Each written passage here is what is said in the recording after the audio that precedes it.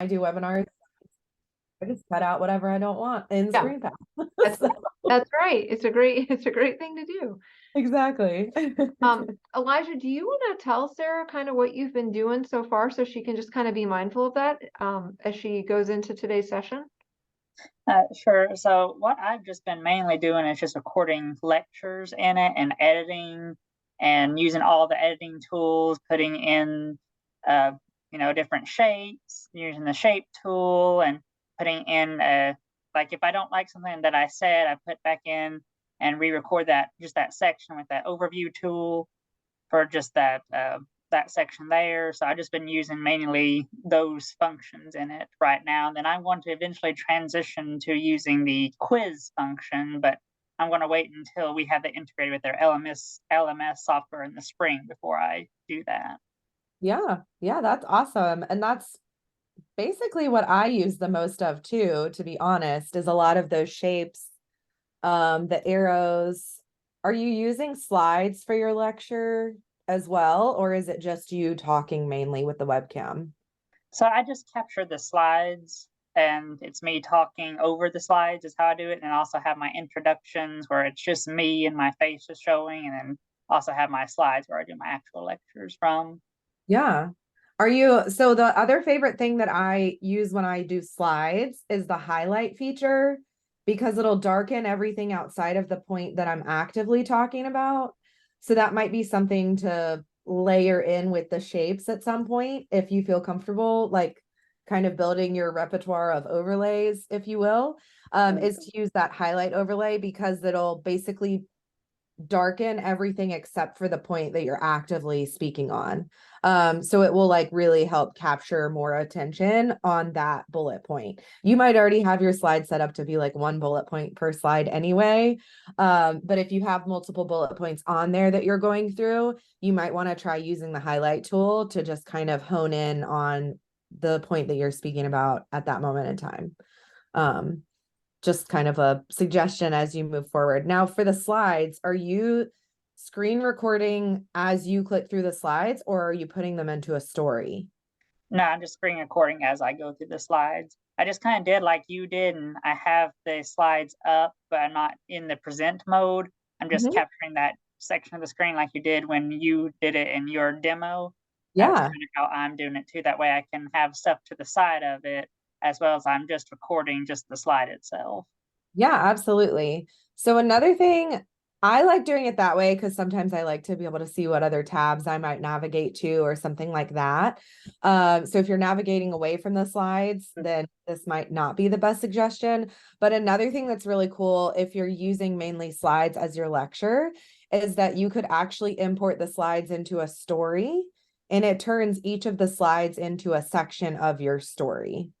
So whether you're using Microsoft PowerPoint, that you would download as a PDF and then import, or it connects to Google Drive if you're using Google Drive. And you can just connect right to your Google Slides, and each of those slides will become a section. And you can use all of those same editing tools that you're already using, like the shapes, the highlight overlay that I mentioned, the narration, that kind of thing. You could always do that to kind of streamline. It's more streamlining for you, right? Just to have the slides in there as the story than necessarily for your students. But that could be another thing that you could try if you wanted. If you're mainly sticking to those slides, you could go on and do that. And you can choose to add narration for each section, or you can add like webcam and narration to the section too. Or no webcam or no narration if you just want the slide to show for 3 seconds on the screen.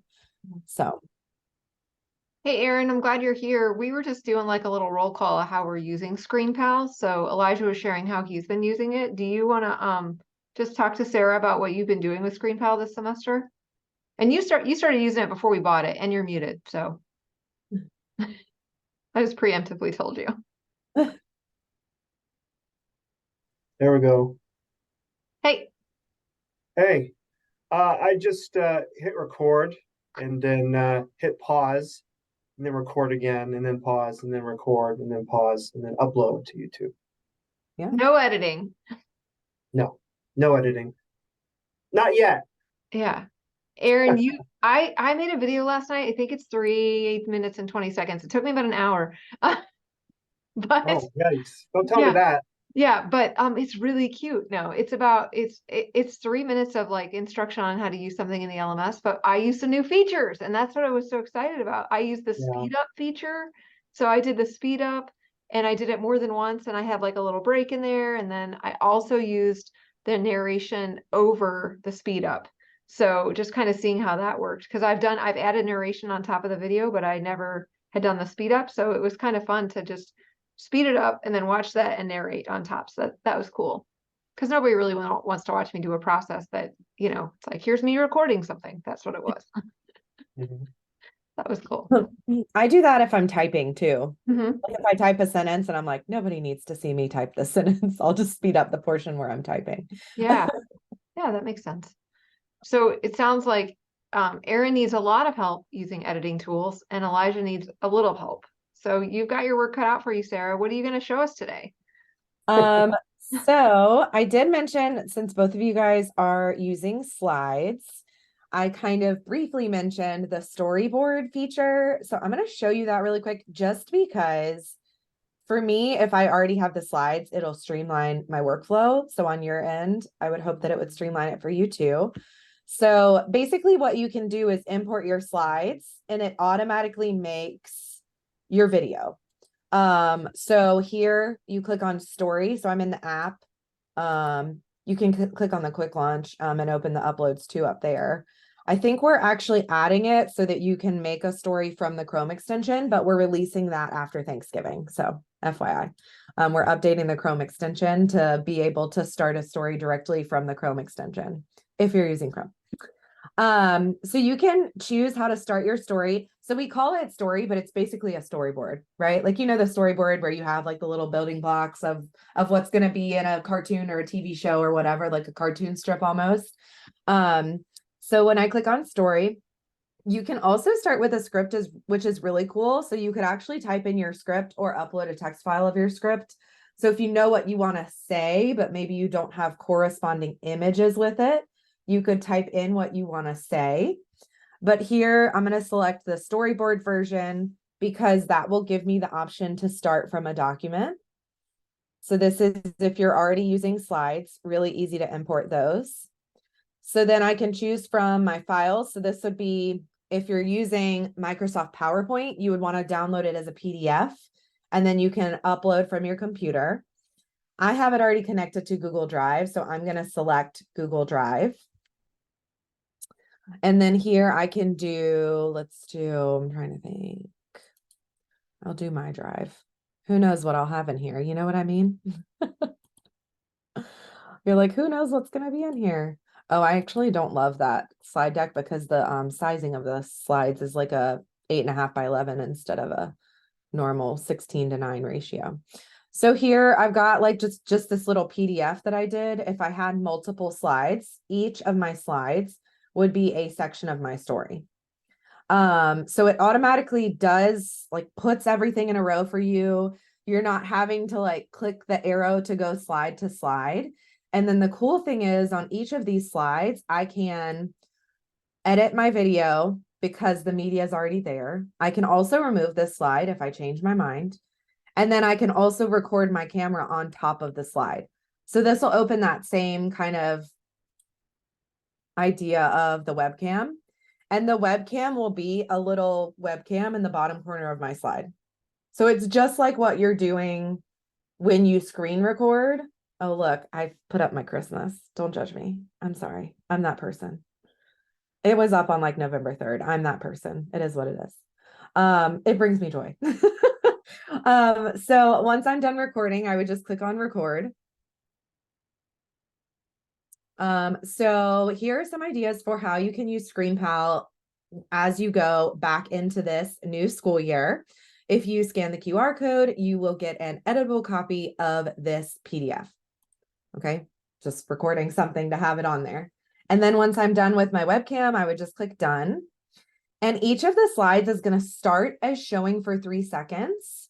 But since I recorded my webcam, it's changed here Of course, it goes away when I hover over it, but you can see just to the left of my mouse that it's 13.68 seconds now. So it automatically adds that webcam on top of that one slide. Now, the cool thing is, because, you know, the way that we teach changes semester to semester. I taught history. History obviously changes year to year. So like, let's say we have a lecture and I'm teaching civics, and then I have a presidential election, right? So I need to add information that there's another president. 2024, we'll have an election that year, right? So what I can do is click on plus section, and then I can just add sections right and left of this. And if I maybe have another, let's say image, I'll just put this one in. Okay, then I can add another image, add another slide, add another whatever to my pre-existing presentation, so I don't have to re-record the whole thing again, right? Of course, you can insert a video into those lectures that you're screen recording. You could insert a video at the end as the way that you teach changes, or your standards change, or history, in my case, changes. You can do that as well. And then here I can just record narration, import narration. So if you wanted to use like an AI voice generator so that it's not your voice, you can do that. And then what it'll do is actually play this as one video. So let me just do a quick little recording here just so we can see it happen. Video to video. These students love creating green screen videos with ScreenPal.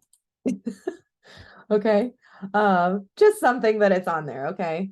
And then once I'm done editing my story, I'll play it just so we can see, because it's only 20 seconds.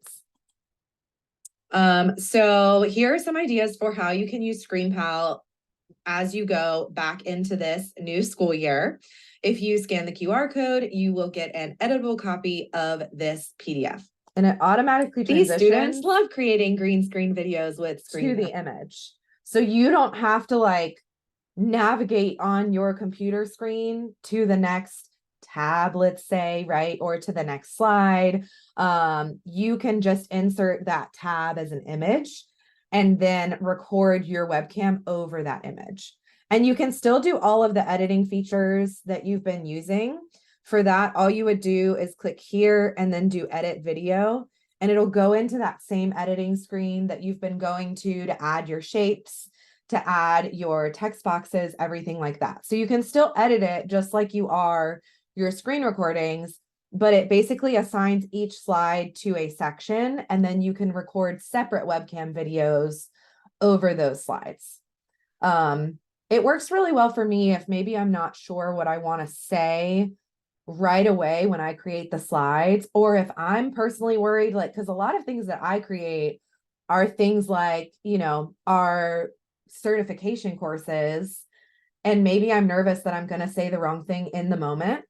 So another really cool thing that you can do when you create these, and I don't have a script on the one that I just threw together for you guys, but I do have a script on my level 1, which I made into a story. Let's see. Oh no, not that one. 1.3.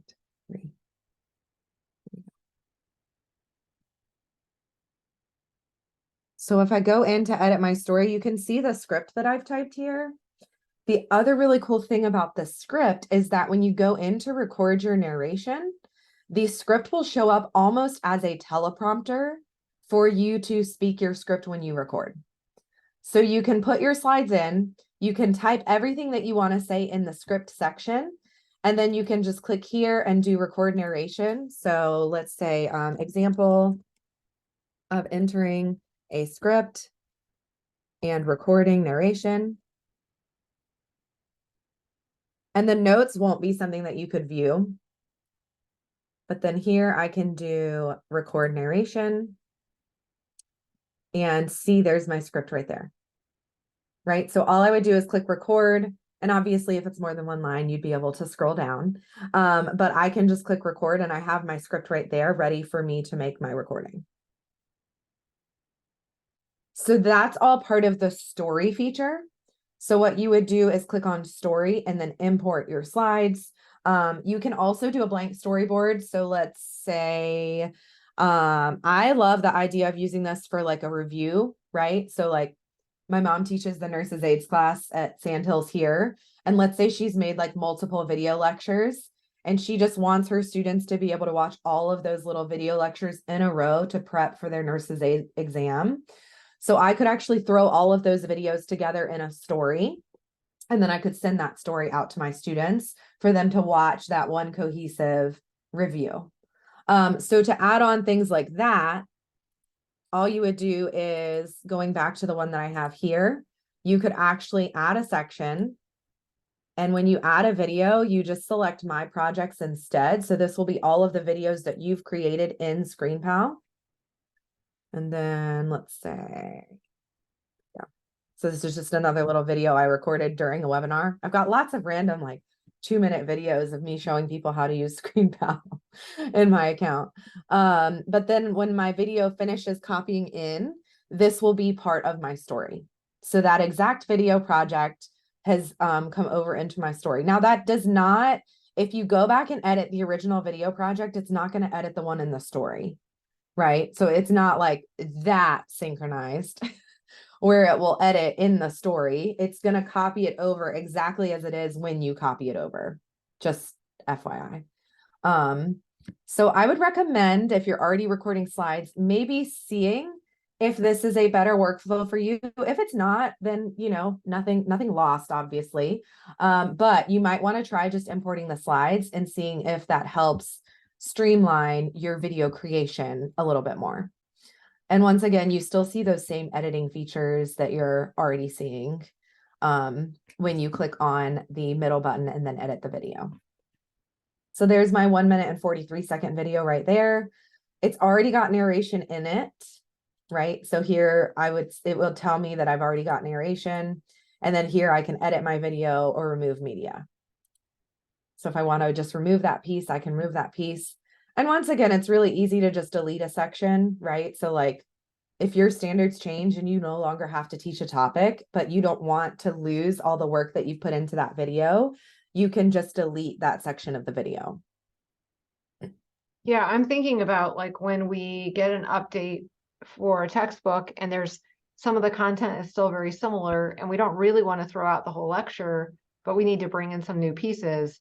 This would be a much better approach. And even if we already have that, like if we already have that video, we can do the editing work within the video. Like it is possible to add additional video and cut things out, but this would make that so much easier if each slide had its own section, essentially, right? Each slide turns into its own section, and then you're doing these little mini narrations. And I'm just thinking of taking a break after each slide and how nice that would be.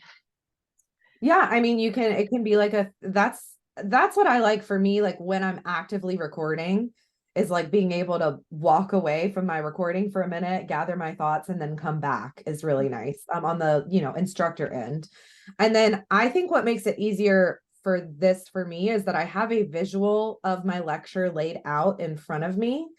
And you can also do it in a script view, right? So this is like the list view versus the grid, just like in your Google Drive, right? If you change it from like the icons to the file view or whatever, it's the same kind of idea. So just kind of depending on how your brain works, you can reformat it that way. And then it's really cool. You can even just like drag and drop stuff in different places. So it's as simple as just deciding that I want this to be my last portion, and it's going to move everything, right? Like it's moved the webcam video with the slide. It's not just moving the slide. So it's going to reorganize, reformat your entire lecture when you move those thumbnails around. There's also drag and drop technology to put items in. So if maybe like, I'll just go over to my Finder and look, I've just been like on the picture train lately. But if I go over to my Finder, it's really easy for me to just pull this over and I just drop my file. So if you have a bunch of stuff downloaded on your computer, you can just drag and drop your file in and it'll automatically become part of the story. Elijah, what are you thinking about this with recording lecture? I think it would work really well.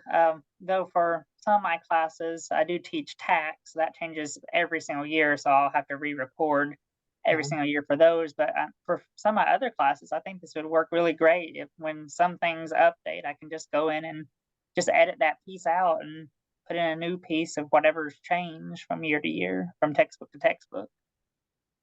Yeah, Sarah, you can build a quiz within a story? So you would upload the story just like you would any other ScreenPal recording. So you would just do upload to ScreenPal, and yes, you can turn it into a quiz. Okay. Mm-hmm. Okay. And you can still, upload to Google Drive, or Aaron, upload to YouTube, your story as well.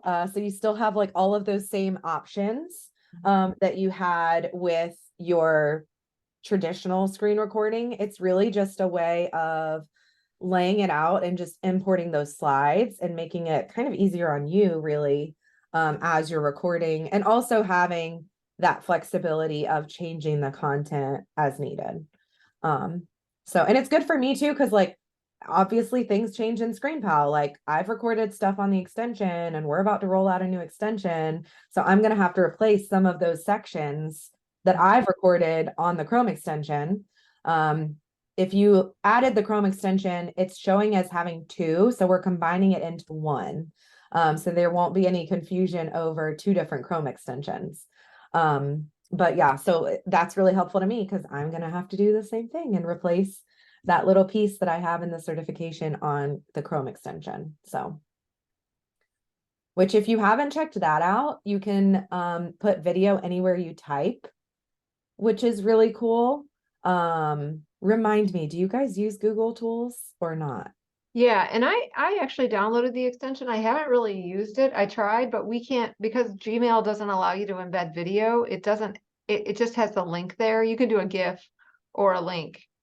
But You I was could disappointed that still- I couldn't actually have a whole video right in my email. Yeah, you could actually do it. Well, you should be able to within the slides. So let me see, getting started. There we go. So like on these slides, I can actually do insert comment. And then with the extension, so since it's blocked in Gmail, you might still be able to use it in slides or docs. But once I go in here, oh, I wonder if I have some weird setting right now. Let me make sure. I might have deleted it for a session. So let me make sure. There we go. Yep. I deleted it for a training and then I forgot to re-add it myself. So here I can actually do insert comment and now it should show up. And then I have the little ScreenPal logo here. And if I click on that, it'll bring up a little option to record my video, kind of like a lightweight version of the video recorder that you get when you click record video to screen capture your lecture. So here I can do screen, camera, or both. And this would be great for your students too, because they can do a free ScreenPal account and do like as many of these as they want under 15 minutes. So it's a great way for them to screen record without having to pay for them to have ScreenPal accounts. Just an FYI. I was a classroom teacher, so I'm always looking for the least expensive route in life. So then I can also do cute little effects. And then I just do start recording. So I'm screen sharing for this one. So there we are. Again, may have messed up the thing. But then once I'm done, I would just do end recording. And my recording will be there as a comment on my slide. So you can actually do that anywhere that you can type, obviously not working in Gmail for you guys, but you could still maybe have students provide feedback to each other on Google Slides. You could provide feedback to them on their Google Slides, and then it works in Docs as well. Anywhere that you can do a comment, you can insert a screen recording. So to do that, it's just this screen recorder for video messages. But like I said, it will be, let me make sure that I share. So everything will be running through this one. It's kind of like a weird time. It'll be after Thanksgiving. So let me put this in the chat just so that you have the right one linked. It's the one that's actually called the desktop launcher. We're turning that one into the messaging as well, the video messaging. So it'll all be in this one app, which will actually be really nice because there's lots of confusion when it's video messaging and then the launcher. People always download the wrong one. So, but that's really easy to do. I love the idea of, like, a lot of times when I had students do slides, I would have other kids come in. And of course, this was, high school, so it might be a little too elementary for y'all to use at the community college level, but I would have my students do like a plus delta. So something that they really liked about that person's work and something they would change about that person's work. So I like the idea of maybe them recording a video message for their plus delta, because the delta might be a little less painful to a student coming from a classmate if it's in video form, right? Because when I get feedback personally, a lot of times if it's in a text or it's in an email, I'll take it a lot differently than if that person just comes and talks to me or has a video call with me. I take everything personally. I'm a Cancer, but that's just who I am. But it might be something that would help you either provide feedback to them or have them provide feedback to each other. I don't know how much of that you're doing, but it's a great way for them to kind of become the creator, and use those screen recording tools just like you are. So when you share your screen, they can use those little annotation tools, like they could circle a part of a classmate's screen, they could write a text box on there, they can do all of those basic draw and zoom features that you have when you screen record as well. So stories and then the video messenger, just two little ideas to clog your brain today. Awesome. Sarah, do you think that you could take us into the editor and kind of show us some, like maybe review some of your favorite editing tools, or show us some that maybe we need to think about pushing to use more, like stretch ourselves a little with? Yeah. So let's see. Trying to think of one. Maybe this one might be a story. I just want to make sure that I don't edit one that I actually need to use for things. So here's my video editor. So we've already kind of talked about some of my favorites, but the one that I mentioned was the highlight tool. So this one here, that'll show up for 3 seconds. So let's say that I'm talking about this bolded point here, which I've already bolded it to give them the idea that I'm talking about it. But then what it'll do is darken everything around it so that visually I see that point on the screen. So obviously I would want it to be, within the parameters of my slide here. So another cool thing with the stories is it gives you these dotted lines for when the slides are going to change, which is kind of nice. So then I can like really hone attention in on that specific point that I'm talking about. So that was the overlay, and then highlight as the type of overlay there. Now, another thing, because Elijah, you were saying that with your tax classes, it really changes year to year. So obviously you can make an entirely new screen recording, but another thing that you could do to kind of get that story feel without using the storyboard, if you wanted, is that you can actually, under tools, you can insert a new recording or an existing project. So if you were to like record that update separately, you could do that, or you can actually tack an entire new recording onto your video. So by doing the insert, you can put it anywhere in your video. Like it's going to insert, right here in this dotted line 21-second portion if I do it. But that's a really good way to edit as well, is to either insert an existing project or a new recording. And then you also have a video file. So this would be if it's an MP4 that you have downloaded on your computer. Also a great way if you guys like have resources that are provided for you that are videos that are MP4s, you could insert those into your lecture, right? So you could like upload that MP4 video of X, Y, and Z, and then have that ready to go as part of your lecture. So it could be like a seamless, lecture that you have there. So it would be something that's been downloaded. But I mean, you can even download YouTube videos, right? And put them in as video files. So that's another thing that'll be really helpful moving forward, is to be able to insert a new recording or another MP4. And then another thing that I use occasionally is narrate, like maybe 3% of the time if I were to give it a percentage.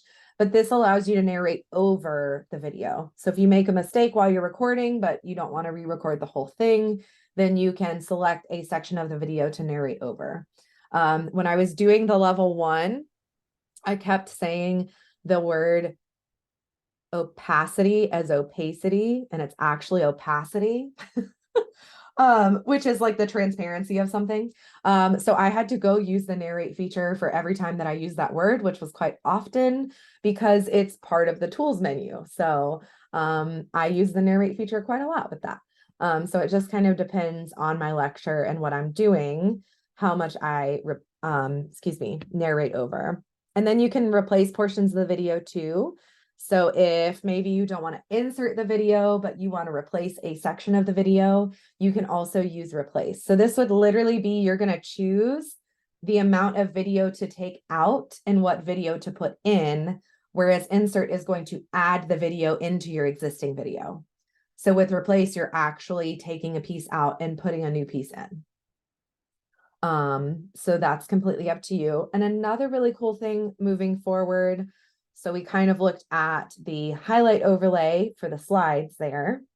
The insert video and the narrate is the sound. So if you're not using sound at all, I really do like including a little bit of music with my videos. So you can do the music from the tools menu, which will allow you to select a portion to import the music in.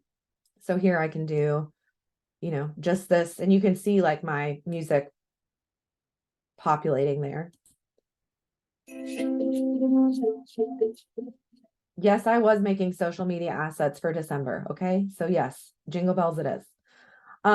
So then here's my music here.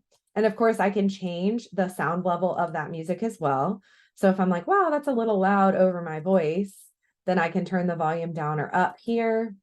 I can still change the amount of time that the music plays.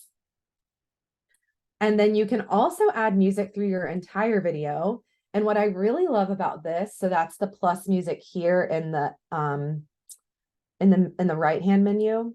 So this will add it for your entire video. And what I like about this is that this will quiet the music while I'm talking and make it louder when I'm not talking. So if you add it through the whole video, you don't actually have to figure out where to make it quiet and where to make it louder. It automatically does it for you. Sometimes I do think the music is still a little loud while I'm talking. So I might go in and lessen the volume for some of those portions myself. But it does do a pretty good job if you are speaking, near your microphone and you have good sound in your video, then it does a pretty good job of identifying where you're talking in the video. So that's another thing, just as you move forward and you feel a little more comfortable, to me, it just kind of takes my videos up a notch, having kind of a little music there. And this is great too. You can choose, the type of music you want. You can play these to kind of preview them as you go through. And these are all included in that education team plan that you have. So you have a plethora of options at your disposal. So Sarah, I've used music, but I haven't adjusted. I've added it to the whole video. So that's one thing that's cool, that I could just add it to portions instead. And I haven't adjusted the volume on purpose. I think I may have adjusted the volume last night to just a section, but I don't think I knew that that's what I was doing. Yeah. So that's cool. Yeah. So it's really easy. And then I think what I've done is I've actually like adjusted the sound here with the music. But you can click on it and then click on the, on that and adjust it for a portion of the video too. Elijah, have you tried out music yet? No, I haven't tried out music. And if it's something you're not interested in, then that's fine too. But like, to me, it just makes my video seem a little bit more professional. you know, I mean, I know that you're in a classroom, so you might not be that concerned with it looking like some really fancy product, but it's kind of a nice way to just take it up a notch with your students and maybe like keep them a little more engaged, right? Because they're now don't use the same track every time because nothing is worse. I used to work for Ed Puzzle, love the company. But they would literally use the same little acoustic guitar in every video. And when you like start watching them over and over and you just hear the same like acoustic guitar, it's like, kill me now. So my recommendation would be to switch up the music if you decide to start using it. And then of course, have you guys changed your, I'm looking at Elijah's little Zoom background and it made me think of this. Have you changed your background at all while you're recording? Yeah, I have. So that's another really fun thing to do. It's really easy. So let me go into a video where I have a webcam. Actually, I'll just show you using the screen recorder. Erin, you could do this. Although you have a really nice background now with a Blue Ridge logo back there. I see it. Looks really good.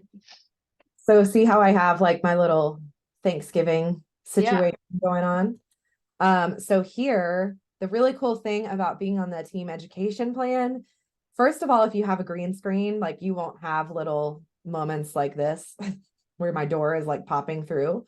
So if you had a green screen, it would be a little bit more seamless than this is right now. But if you click on explore stock images, so just to show you again, I clicked on the image icon in the corner of my webcam. And then I can obviously choose from files. So like, let's say, you know, you're just asking students like, how was your fall break? How was your winter break? How was your Thanksgiving? You could like choose an image from your files. So if I were to come over here and I could like actually choose from my photos. Oh, there it goes. It was really thinking. So like, there's one of our little family Christmas pictures, you know, so I can choose from my photos, or I can explore stock images. It's going to start with backgrounds. But let's say I want to do winter backgrounds. So I just typed in the word winter and then searched for that. And then I'll be able to pull this in. The Northern Lights. Look at that. That was cool. That looks very cold. Oh, look at that. I went to Appalachian and I'm complaining about that. Okay, so there's my little Northern Lights background there. And then I just select OK, and it'll record my video with the Northern Lights background. Now you can change this after you complete your recording as well. You've got that same little image, right, in the webcam corner, and you can do that after you finish too. And you can change it during your video, like while you're recording, like you can hit pause and change it up. Yeah, you can change it up while you're recording. Yeah. You would just need to hit pause first. Yeah. Well, I mean, you could actively change it while you're recording too, but they would see it. Yeah, they would see it. Yeah. I'm just thinking of Easter eggs. We were just joking about like trying to encourage students to pay attention to details. Yeah.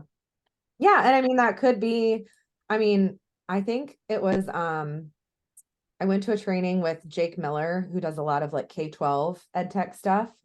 And I think one of his things was he would record a video lesson, and like one of his lessons, he had a beard and then he shaved it like the next day. And he asked the student, like, what was different in my video last night from like me today? Like, what looked different in my video last night? Because the kid was like, I watched the video, you know, saying they definitely watched the video, but you know, they didn't. And so he was like, I had a beard last night. Like I had a beard in my video and I no longer have a beard. Like if you had watched the video, you would know that I had a beard last night and I don't have a beard today. So, but the background could be something fun where you're like even asking a question like, what was my background in our video last night or something, just to kind of get them captured. So, and you can do like all kinds of backgrounds. Like I just did winter because it was easy to type in a season, but you could look up like a place that you're studying, right? So I could like, if we were doing Shakespeare, I could type in the Globe Theater. I could type in the National Archives. Like you can type in different words and have that as your background based on what you're studying in class. I want to know if they have a background of Wall Street for Elijah. They probably do. Now it might be like it's Shutterstock, so it might be like an actual street called Wall Street, but you can look through and see, what exists. Oh, it's doing like literal walls. Yeah, Maybe that's pretty New funny. York. I wanted like the bull or the bear. I wanted like the bull statue or something, like he's standing right there in front of the stock exchange. Yeah, see, There you that'd go. be, it's kind of fun to think about. Yeah. Look at So that. it's just like any other Google search, right? Because there's like millions of pieces of stock media. Right. Try to be a little bit more specific if you don't get what you want right away. Yeah. And the nice thing is these you can pull to put in your video too, right? Hmm. So if you were to like use that storyboard feature, I like to pull actual videos. So let's say we're talking about completing taxes. So I could see if there are videos, because this is all stock media, if there are videos of people literally doing their taxes, and I could like put in, this little stock media blip it into my video. So it could break up potentially your video of being you talking Mhm. the whole time. You could kind of break it up with some of these little stock media pieces. And so those are the same thing. Like all you would do is click on the piece of media, you select send to app. So what this does is it pops up as a video for you to use when you insert a video. So I'm going to go back to my story that I made. And then here, when I do add a section and I add a video, it's right there as a recent choice. So then I select that and it's like added, the 9.76 seconds to my video. And you could narrate over this video as well if you wanted to, or you could add music to this portion of your video just to kind of break it up. Or you could, and you could cut it too. Like you could shorten it too. Like if I just wanted to show 3 seconds instead of 9, right? I could still edit. Now, if I had a video and I was doing the insert video in just a single video project, not a story, I could also bring in these video files, correct? Yep. And you can do them as an overlay too. Okay. So if I go into my project manager and let's do, that's a whole webinar. I don't want to do that. I'll do this little snippet again. So if I go in to edit the video and then I do tools, I like to do overlay video and then just kind of like do the video over the entire screen sometimes too. But I could do insert video. Oh, yep, video file and then click on the video. And once again, it will happen right there. So it's going to add 9 seconds. So there's my video file. It's kind of that blue shaded portion. It's right there. But you can do it in a screen capture that you've made as well as doing it in the stories. I'm wondering, Aaron, for you, like when you're talking about communication principles, Aaron teaches speech and interpersonal communication, and his interpersonal comm classes are almost like they're almost exclusively online classes, which is weird for interpersonal comm. So we've talked about this, like how do you bring in content in a way that's like real for the student, having video clips that he doesn't necessarily like. It could really, if he did a search and found 2 people like having an argument or 2 people having having a good conversation, and then he just wants to show, well, and then talk about, well, what does their body language look like, what do you notice about their eye contact, like that's really nice and easy to do without him having to go out and search for 8,000 videos or think of a great clip. I actually did that recently because I wrote a blog post on social emotional learning, and one of my ideas was to make a story with different scenarios of like how you should respond in a scenario. So I was like, I'm never going to find a video of a person shoplifting. You know what I mean? Like who's recording? I mean, I'm sure like Gen Z would probably record somebody shoplifting. Like, let's be real. Oh my God, look at that. But I literally just typed in shoplifting and like found this video of like a lady like shoving a shirt into her like jean jacket, so like stuff like that where it's like, and it's also, this is all royalty free media as well. So you're not worried about like somebody coming after you for downloading their YouTube video or whatever. This is free for you to use, like has a free open use policy. And so you can search for key terms like that and utilize those little video clips. So it's showing up with the watermark and it's showing up with the premium, but we are the premium and the watermark goes away. Yeah, there won't be a watermark. These are just all from Shutterstock. Like that's part of our partnership. So once I send it to the app, it won't have a watermark on it when I put it into, like you can see right here, it already, oh well, it still has it right there, but it won't, I promise it won't. I've used this exact same video, no watermark. Okay. So Yeah, because that's annoying. Like you find great stuff on Google Images or Google Video or video search or whatever, but then you're like, oh, I can't use it. It's watermarked. and what I've started doing personally, of course, like I work for ScreenPal, so I'm trying to use our stock library, right? Because like I want people to know how much you can get from ScreenPal. But even our social media posts, like if you see pictures in our Instagram, like I have pulled all of those from stock media. Like everything on our social media posts even is from our stock library. So, and like I'll use like, background removers, things like that to like get things off the screen. And then I also like to use, this is just me because, I like high school teacher at heart. But like I'll type in cartoon with it just to make it like something more whimsical and maybe not as serious, which you probably won't do as much because you teach adults, right? But like I can look for like the word cartoon with something and then it'll bring up something a little more fun versus, something serious. But that's really easy too, like for the photos, because sometimes I'd rather pull a cartoon of a photo than a real picture of people ice skating, so. But yeah. Elijah, Aaron, what are y'all thinking about?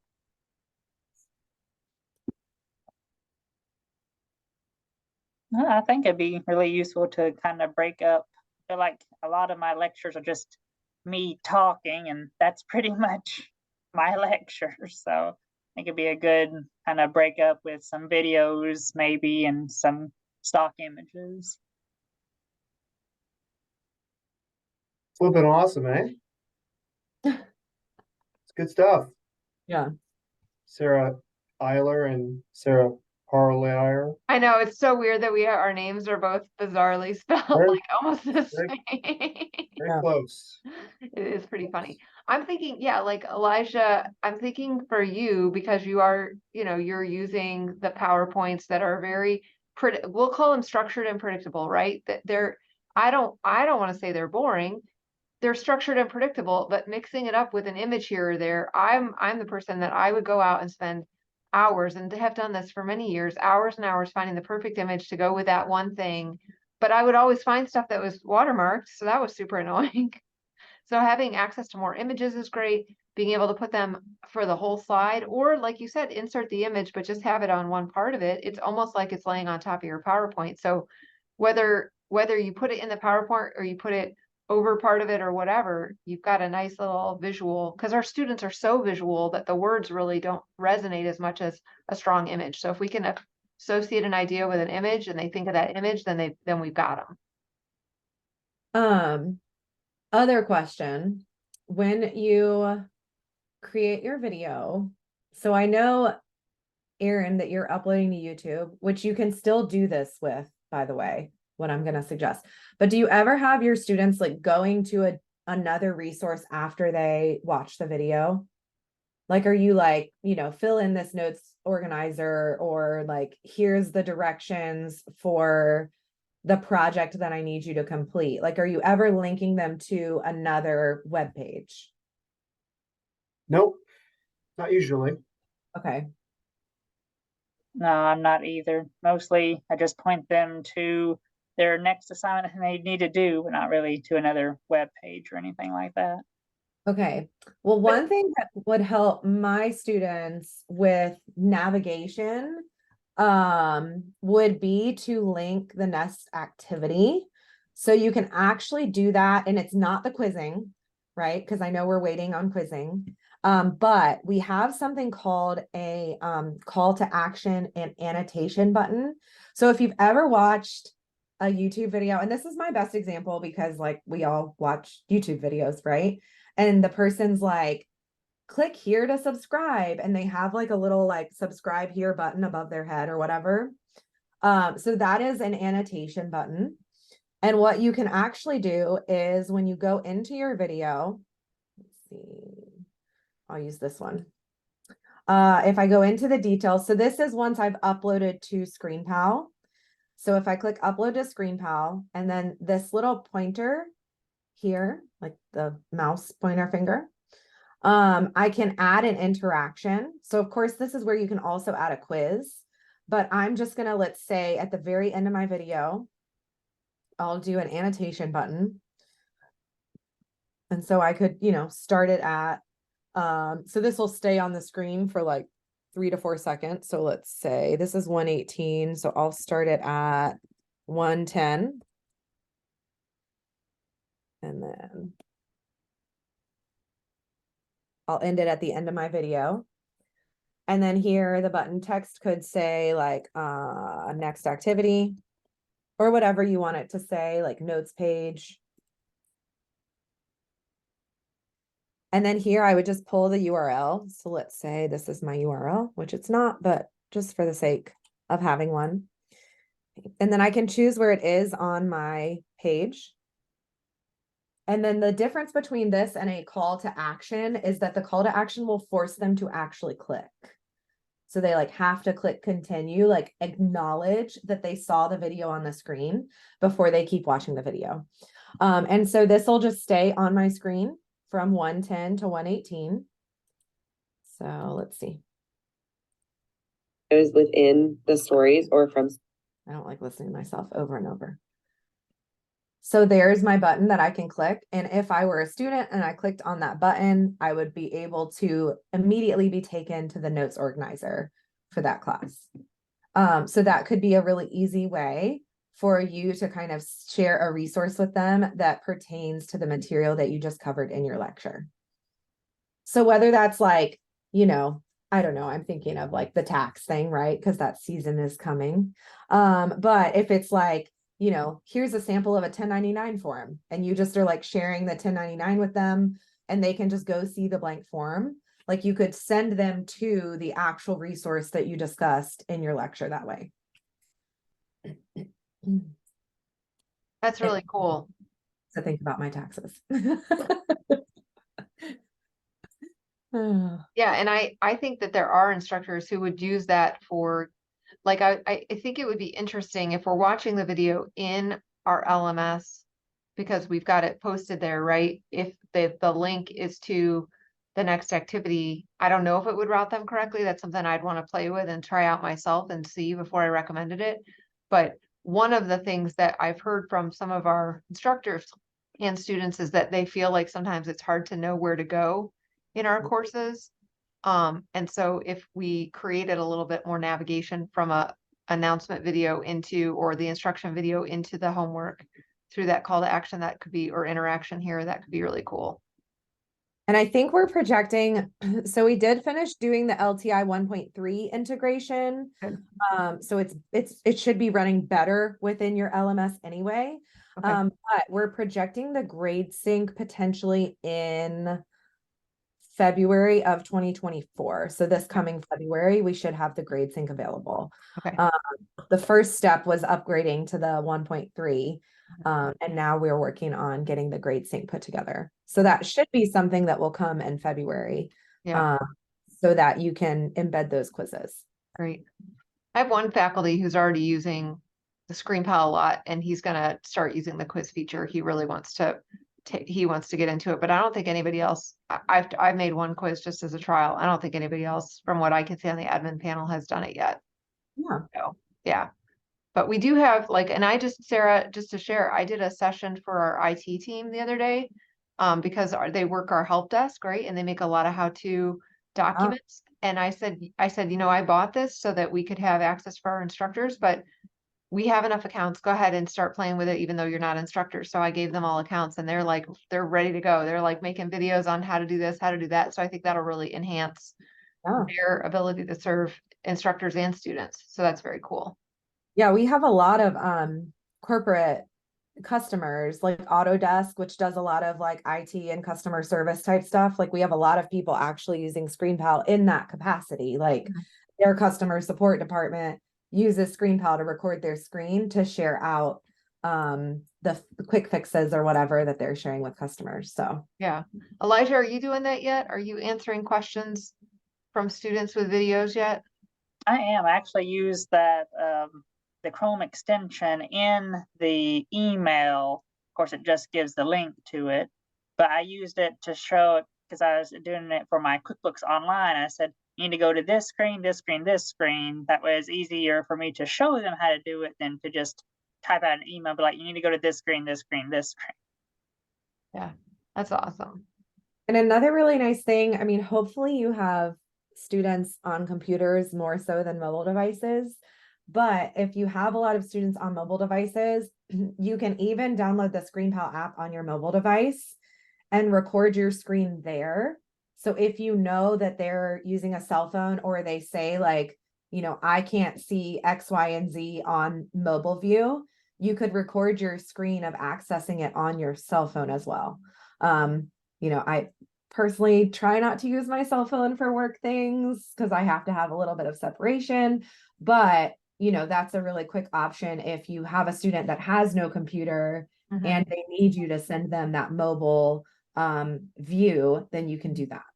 Yeah, and it is sometimes the issue of economics. So I think a lot of students would love to have a laptop, but not every student has one, right?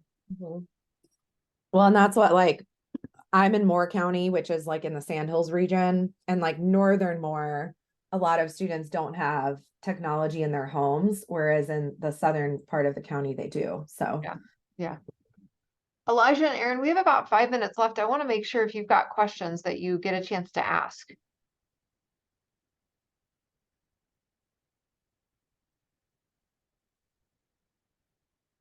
In the quiz, can you copy and paste the questions? you can duplicate the question. No, I mean like not for me, but like the student. It's What do just you mean? multiple choice, right? You don't have anything other than a multiple choice option in quizzes. I'm trying to remember. No, there's multiple choice. Oh, do you mean could they copy like a Yeah. short answer and paste it in? Yes. I mean, hypothetically, yeah, if they had it open on a different tab. So the quiz itself, you can, okay. Yeah. Some stuff that you can't, you know, sometimes some software prevents that.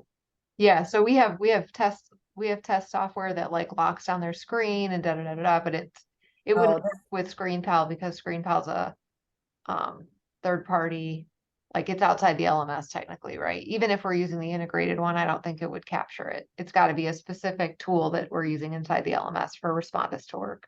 it might lock it down in the LMS though. Like once if you run the ScreenPal, you'd have to test it because I'm really not sure.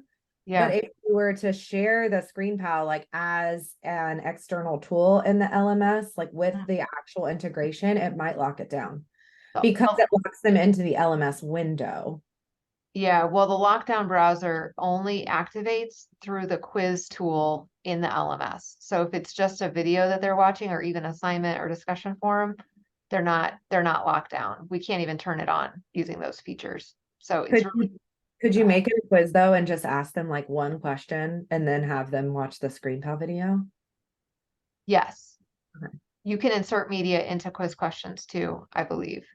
So there's ways around it, but you wouldn't be using the quiz feature in ScreenPal. You'd be using the quiz feature in the LMS. Okay. Aaron, I would say any quizzes that you're creating with the video, like those are going to be probably low stakes, and there'd be a lower motivation to copy and paste. And if you're asking a question that they can copy and paste word for word, I don't know, like think about that too, because why not just make it a multiple choice? Well, yeah, it would be multiple choice. Yeah. So could they just go and find the answer on Google? Like the video will be paused. Could they just go finding the answer on Google? Yeah, I guess if you're asking a question like that, yeah. So you can do multiple choice, true, false, short answer, poll, and rating. Just to let you know what the question types are. So like in this one this is the short answer. And then I set this one to be a minimum of 25 characters. So if you want them to actually have to describe something, you can set a minimum character count. Or you don't have to set one. I just know that my students never described anything to save their lives. Right. And then the true, false, and then the multiple choice. Mhm. Can you so that's just crazy. Can you copy and paste that right there? Can you try? No, this is what I was saying was you Oh. can click on the 3 dots and then do duplicate. And You it'll can't. the question and then you can move it down or up. But are you asking, Aaron, could I, as a student, could I copy the question off the screen and paste it into Google? Oh, looks like you can. I was just wondering. Yeah. Well, because I'm in the editing screen, it looks a Mhm. little bit different for students. So if I go Right. in, I'm not sure. I've never tried it. So let's find out. Let's learn together. So then I just paste it here. So this is what it looks like for a kid. Mm-hmm. Oh, of course, I have the prevent skipping turned on. At least it's only a few seconds to get to my question. And then I have it turned on so that I can see the question markers, which is not an automatic setting. You have to choose. In just a second, my question will pop up. So no, oh no, you can. So I could copy the question and paste it, I think. Okay. Oh no, wait. Let's try a Control C. Command C just in case. Nope, you Good. cannot copy it. I learned something today. Thanks, Aaron. Welcome. I've never been asked that either in my defense, but yeah, so Huh. you can't copy and paste the question. So that's lovely, I think. Isn't it funny I hope that that's that takes something so you much, want. it takes so much energy to try to cheat, and students would still rather do that sometimes than actually just learn the material. Right. Yeah. Yeah, you're not going to make something cheat proof, but I appreciate that you're trying to think about, Well, well, what would a student potentially try? I like Yeah. to just make it so it's, not at least one barrier Yeah. Yeah, to, that's cool. Thank you. you're welcome. Well, hey, y'all, it's 4 o'clock. I'm going to stop our recording.